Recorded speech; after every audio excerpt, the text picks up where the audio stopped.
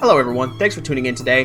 For this video I'm going to be looking at the top 5 rangers in the game, and I said this last time but I want to reiterate it, that this is mostly for PvP. I might bring up a few points for certain girls in regards to their abilities in PvE, but for the most part this is just going to be for the varsities and for the guild wars and things of that nature. So I might do a video series in the future looking at PvE girls, but I find that list is a little bit harder because it's hard to get direct feedback from other players about how they have found girls have worked, as opposed to PvP where it's kind of very easy to see how things are working. But anyway, let's get into the list. And the first one we're going to be looking at today is going to be Nobunaga. Now, Nobunaga is a little bit unique because she's kind of a hybrid. She's a DPS unit that you use as a tank, and the main reason you do that is because of this Counter-Strike ability.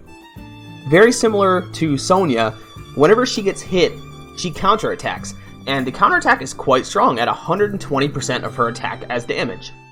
Now, what makes this particularly great is the fact that she has this 50% attack boost bonus, which, as you can see, gives her a base 33,000 attack, and that's very high. It's one of the highest attack stats, if not the highest attack stat in the game, and once you combine that with gear and crystals and antiques, she definitely hits some ridiculous attack stat numbers, and because of that, her counterattack is super powerful. Her ability itself is great, but it's not so much for the damage here that is actually great, but the reducing of crit is incredibly important, especially for late game team comps. Critical hits can be what decides a one-shot, and if a girl gets one-shot, obviously they're not going to be participating, especially if that's from a fast assassin, but if you can lower their crit before that happens, then all of a sudden this potential for getting one-shot goes down considerably, and that is a great feature to have on your team. And that's mainly why I think Nobunaga is number 5, but as we'll get into here in a second, I do think she could make a run for number 4. And let's get right into that. Number 4, I think, is Gavilan.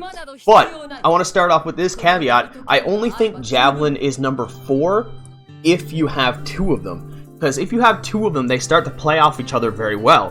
Her ability that allows her to freeze enemies works incredibly well with her last attack, which does extra damage against frozen targets. Now, if you have 2 or more of these, or another unit that works with freezes, then all of a sudden she becomes very powerful. So I guess I should say, not only if you have 2 Javelins, but if you have a combo that can help facilitate Javelin, does she become better than Nobu? So if you have a Fencer and a Javelin on the same team, then you can start seeing some really good value from that extra damage to frozen targets.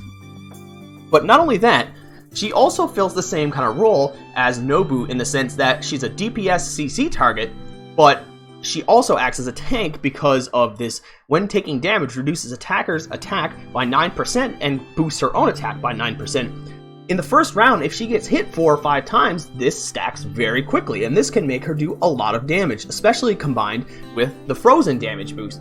So over the course of a fight, even if the fight only lasts 3 or 4 rounds, she's going to get hit 5-6 times in the first spot, almost guaranteed, and that'll put her attack at a considerably higher rate than this 23k can actually indicate, and you can get a ton of damage with reliable CC, and that's great. That's a good combination.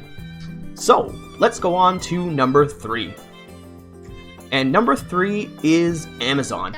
And as I talked about specifically in my Amazon video, I think that the combination of having a fast girl as well as a high amount of crowd control is just a perfect combo. This is exactly what you're looking for in a CC unit. If you want someone who's going to bring a lot of mitigation to your team without having to actually reduce the damage of your opponent's girls, this is the best way to do it.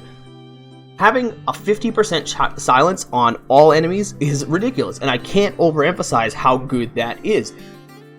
The fact that she can mitigate about 50% of your opponent's ultimate damage or ability damage, I've seen people call them both different things, so I don't really know whatever you prefer, ultimate ability, but being able to stop about 50% of those every 2 rounds is amazing. If you combine this with an energy artifact or even a speed artifact, she's going to do incredibly well, and that's really all you can say. She does a lot of damage, as I mentioned in the video, with the stacking ability. Whenever an enemy girl dies, she gains crit and attack. and because of that, she gets really strong over the course of a fight as well. But that silence, that's what does it. It's all that silence. That silence is so amazing and so powerful. Alright, and number 2 is going to be Michelle. And I think Michelle seems to be a bit underrated right now, and I'm not sure why. I think it's just because she is a light or an angel girl, and because of that, she gets kind of lumped in with too difficult to make. But if you can make her ability is incredible. The fact that she has a 40% chance to stun, a heal, and decent damage, on top of this 1188 speed, this is insanely fast. Nothing is beating this right now. They can only tie it. So combined with the right antiques and crystals and lab upgrades, she's going to strike first, and she's going to stun quite a few people. Usually a little bit less than 2 on average, but you'll get 2 quite often. And because of her ability to be revived in the fight, she usually can get 2 of these off. So you're looking at usually every game you're going to get 3 to 4 stuns, and that's really reliable crowd control. And on top of that, again, the resurrection means that she can survive, and she gets to stay in the fight for a long time. She can stop certain abilities that are meant to just kind of like one-shot an enemy and get them off the field. She's not going to have that happen. And the crowd control immunity. She can't be stopped by stuff like Amazon. She ignores that stuff. She's not worried about silence. She's not worried about freeze. She can just do what she wants to do pretty much every time, unless she's one-shot and then one-shot again. But her health is fine. It's not super high, but it's not too low either. She's very serviceable, an incredibly well-rounded girl, and highly recommended for anyone who can get a few of these if you can afford it. Like I said, when it comes to Angel and Demon girls, very expensive, but worth the investment if you can afford it. And for number 1, we're going to get into... It's going to be Sakura. And the main reason I think she is the best right now over Michelle is mostly because of her ability to hit the back line with her basic ability and have a chance to petrify them. This is extremely powerful. This means that you don't need to put an energy artifact on her to get crowd control off on the first turn. And this is super important, especially right now with such a priestess-dominated meta. If you can lock down their priestess with something like this, even if it's only a 20% chance for that to happen, it is incredibly detrimental to the enemy's team. Turn 1 crowd control is incredibly important, but the problem is that energy antiques are very limited. So if you could have, say, a Amazon using your energy antique to attack with her ability on the first turn to cause silence, and then Sakura to attack on the first turn as well to cause petrify, all of a sudden you have a very good chance of locking down 2, 3, maybe even 4 of your opponent's girls on the first turn. And that is so detrimental to anyone who's trying to build up a roll and try to attack. Of course, you can just see by if they're crowd controlled, they can't do damage, so that is incredibly important. On top of that, she also has pretty good damage. It's not amazing, but it is pretty good.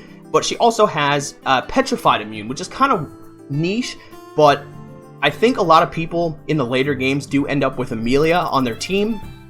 And since she is a Petrify-reliant girl, this does mitigate a bit of her damage, or a bit of her potency, I should say. But I don't think it's too important, but it's just another little thing that adds up into her whole kit. And the last thing I want to mention is that when she drops below 50% health, she gains damage reduction up to 50% for 3 rounds. And this makes her quite tanky. This makes her hard to kill very quickly. So even if she does get silenced or have something happen to her in the fight, she usually won't die in one volley of attacks. Which is great, because that's one of the biggest problems a lot of other girls run into, is that if they don't go first, they're usually just one-shot by full teams of 10 stars, and that's kind of the nature of the game. However, Sakura can survive. She can last long enough to do what she wants to do.